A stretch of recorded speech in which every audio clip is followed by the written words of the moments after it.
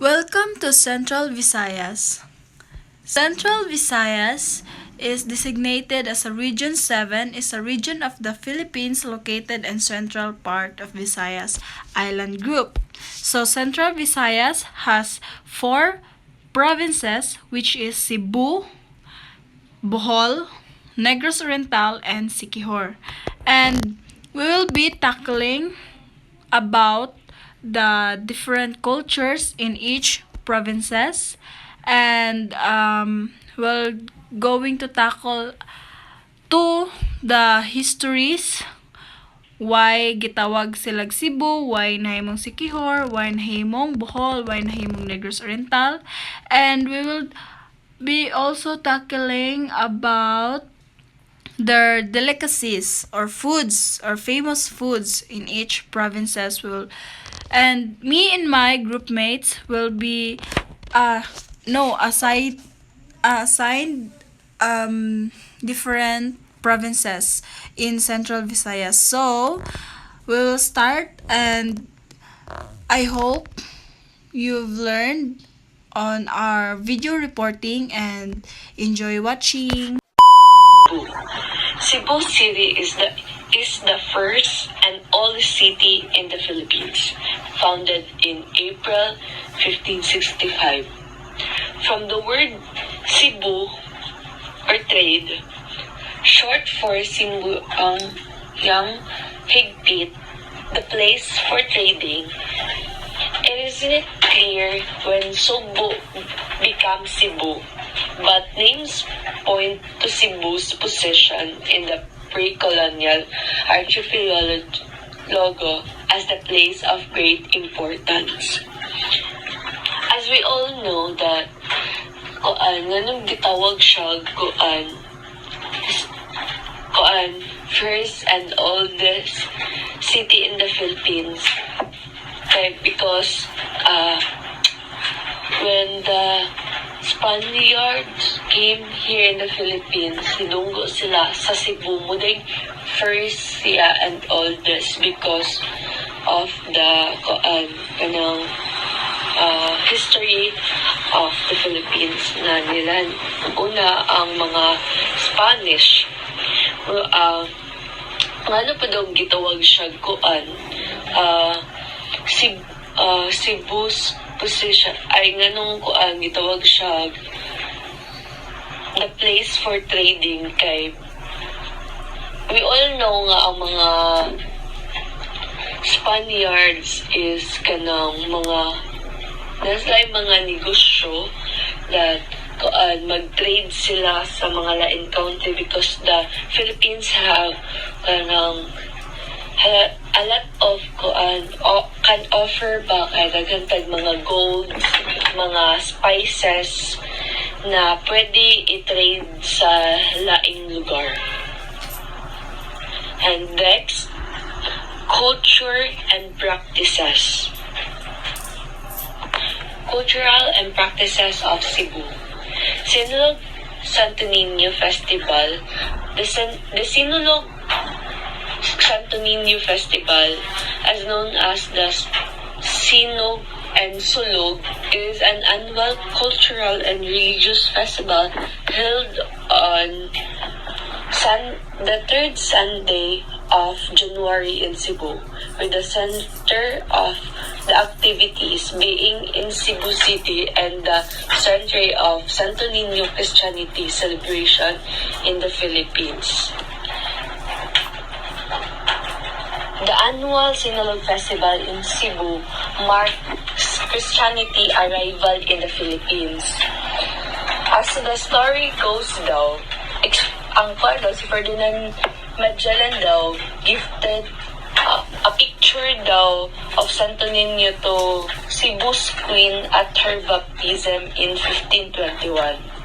Later, the king's advisor began to dancing gleeful after the Santo Niños supposedly cured him. The second culture and practices of Cebu is the Pasigarbo sa Sugbo Festival is a vibrant celebration held in Cebu, Philippines. It showcased the rich culture heritage at various festivals of Cebu's different towns and city, known as the Festivals of Festivals. Kini daw nga festival is mag-showcase siya sa mga bitaw rich cultural heritage in Cebu, such as first kay ang food sa Cebu, which is nasa picture lechon, and second is kaning mga cultural people na naadi and etc. This kaning pasigarbo sa Sugbo is kanang naatanan festival ba sa Cebu. The oldest and traditional clothes in Cebu is before pa ang Spanish came is parihaaning na sa picture, like na ay sa head kanang kanang bandana sa head, and ang ana pa siya before the pre-colonial era. Naapay mga delicacies in Cebu. First is lechon de Cebu, puso, puto sikwate, dried mango, chicharon, and utap. In the second slide, makita na to ang lechon de Cebu, ang puso. Nara ang puto sikwate, if dili mo familiar, is like the drink, bitaw, and dried mango. Napid ang famous chicharon and utap. The tourist destination in Cebu. First, tourist destination in Cebu, makita ra siya sa city is the Magellan Cross. Second is the Temple of Leia nga ginadayo jud kayo sa kanang mga tagalain lugar. And second, the third is Kawasan Falls, the most famous Bohol, created by virtue of Act 2711 of March 10, 1917. This island province of Bohol is the 10th largest island in the Philippines. The name Bohol is thought to be derived from the name of Barrio of Boal, a barangay founded in Tagbilaran City, which was among the first places toured by Magellan expedition. Cultural and practices. Sandugan Festival. The Sandugan Festival is a month-long celebration held in Tagbilaran City every July. This festival commemorates the treaty friendship between Bohol's chieftain Dato Sicoma and Spanish conquistador Miguel Lopez de Legazpi. Kaninga celebration is celebration siya sa friendship sa Spanish and that chieftain Dato sa may pakita niya siya how the friendship started and how Bohol started to na-colonize siya sa sa Spanish. Nag-practice na po sila sa mga practices sa Spanish. The second practices in Bohol is Hudyaka sa Panglao Festival. Every August 28, the people of Panglao Island celebrate the feast of their patron saint, Saint Agustin. Delicacies in Bohol. First is the kamay. Second is peanut pieces. Third is the mersyag halo-halo bitaw. Third spot in Bohol, which is naka-flash sa screen. The first is the Chocolate Hills and the kanang trees nga most famous gyud and the islands.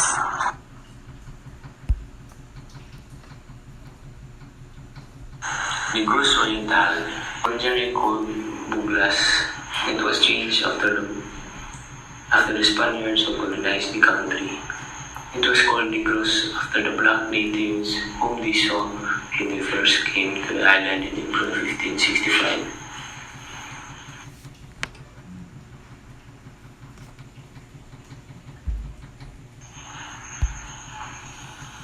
Culture practices.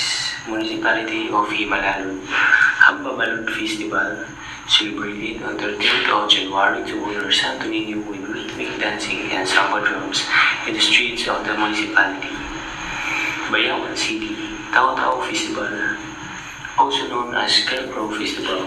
The people of Bayawan hold this annual colorful celebration on the 18th of February. Municipality of Mabinay, the Labog Festival is usually celebrated in the population of Mabinay every 24th of January. This cave-inspired festival showcases the importance of the caves and religious beliefs of Mabinay. The Bakong weavers of Negros Oriental specialize in sinamay weaving using an indigenous Abaca variety. Amo na siya ang gagamiton para frying mo kulot na. Yes. Food. Local cuisine includes delicacies like kinilaw or raw fish marinated in vinegar and bulbul, a type of rice cake. Festivals often highlight local dishes. Tourist destinations in Negros Oriental. Diving or dolphin watching. Many tourists visit the province to explore the beautiful Apu Island, one of the world's top dive sites. Hiking or trekking. Negros and is arguably the toughest hike on the island. Hikers can expect 1,500 meters of incline up slippery, rocky slopes covered in tree roots and rough forest trails. Challenge siya if gusto ka ng mga high-level physical activities. Yes. Cave exploration. Another tourism activity in the province is cave exploration in Mabinay. No matter if one is a serious caveman or rather is inexperienced, the caves in Mabinay offer opportunities for all levels of fitness. Sana mo din hindi siya diri kay kung ano ni siya diri na offer na siya opportunities for all level of fitness. Pagdira ka na naging experience sa caving. Goods daw ni siya diri.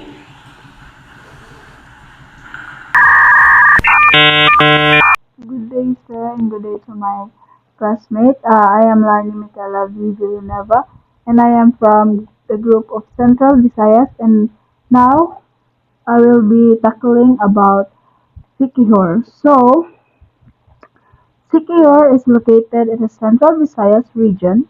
Siquijor is the third smallest province in the Philippines. Legend tells of a King Quixote as the source of the island's name. All residents also call the islands Katugasan from the Molave Tugas, trees that covers the hill. Yes, as we all know, kay ang tugas na tree is kanang mahalon jud siya, no? Then the all residents kay ginatawag nila ang Siquijor before o Katugasan or Tugas. And another version also tells of a priest who came to the island by sailing, and when he went back to Bohol, he was asked by the people at the beach where he had been, and he answered Sikor, which means to follow the waves, and was was misheard by them as Sikihor. So mao na siya natawag siya Sikihor kay before the eye priest become to sa island sa Tugas, then the beach where he had been, and the answer is Sikor, which means to follow the waves, but na misheard sa mga people there as Sikihor. And Siquijor is a beautiful island in the Philippines. It has nice beaches, waterfalls, and forests. The island is also known for its healing tradition and magical story. It's a great place to relax and enjoy. So, di ba kay ang Siquijor man kay nanoon din siya nga kanang um, kanang daghang mambarangay, daghan og kanang mang manggayuma, mga love potion, kanang pagtambal, and etc. na kanang beliefs lang sa mga Pinoy na ning ana. And next is the culture and practices in Siquijor. Healing tradition.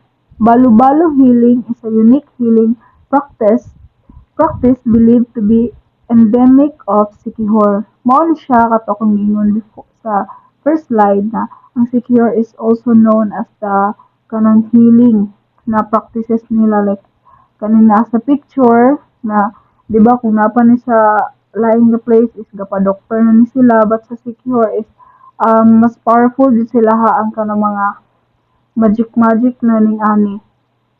And mao pud ni kaning folklore and mysticism in Siquijor. Like kuan siya kanang isa ka mananambal nga daghan kaayo ang mo adto saya mo dayo kay lagi sayahang the way siya manambal is daghan na kaingon nga tinuod na ulian ning ana ning ato. And festival in Siquijor, Dilaab Festival. Siquijor celebrates its annual town festival every 4th of October in honor of its patron saint, Saint Francis of Assisi. So, Dilaab Festival signifies the warm hospitality of the Siquijordons. The festival also pays homage to the island's former name, Isla de Fuego, Island of Fire, inspired by the fireflies that illuminate the islands at night. It celebrated nature and honor Saint Francis as of Assisi, that patron saint known for his love and natural world, hailed on October 3 to 4. In this Buglasan Festival, Bugwas Festival is highlights the town festival every 20th of August. The feast of the town's patron Saint Agustin Bugwas means as a gush of a water from the ground, symbolizing a fruitful harvest for the farmer and rich catch for the fishermen of San Juan. Next, in famous foods, um, in Siquijor is the bibingka and the grilled seafood. Uh, Siquijor bibingka is a traditional rice cake that is often served during festivals, made from rice flour and coconut milk, and sometimes topped with salted egg. And for grilled seafood, freshly caught fish, shrimp, and squid are often grilled and served simply with a side of dipping sauce.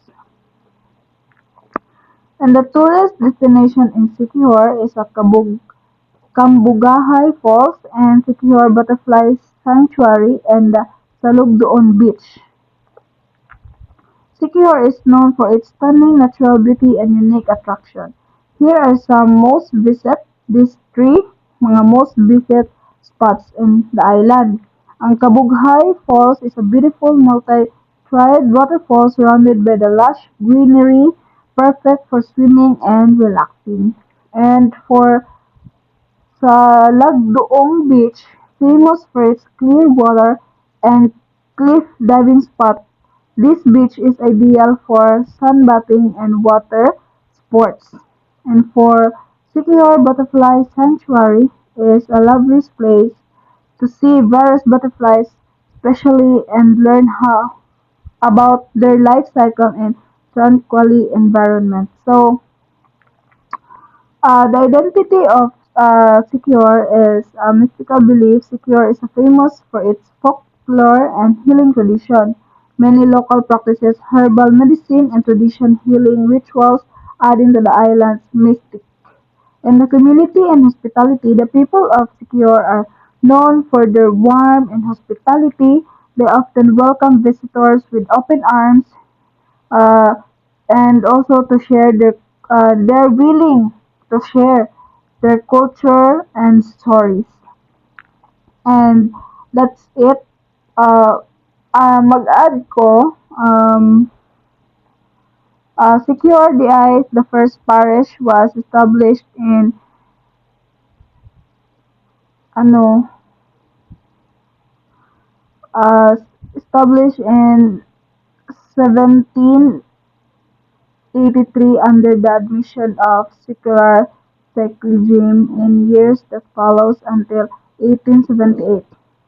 Yes, and that's for all. Thank you.